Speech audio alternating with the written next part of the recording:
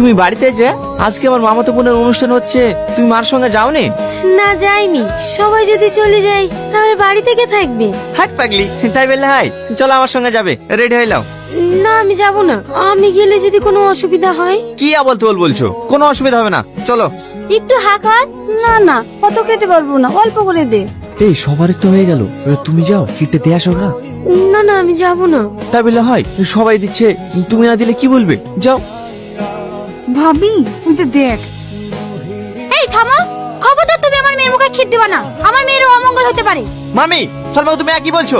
সালমা খেতে দিলে এমন কি অমঙ্গল হবে?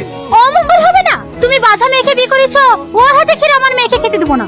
যে বাড়িতে আমার বোর সম্মান নাই, সে বাড়িতে আমিও থাকবো না। এই সালমা চলো, এরা সব কুসংস্কার বিশ্বাস করে। বাহ, আজকে তোমাদের আসল রূপটা দেখলাম।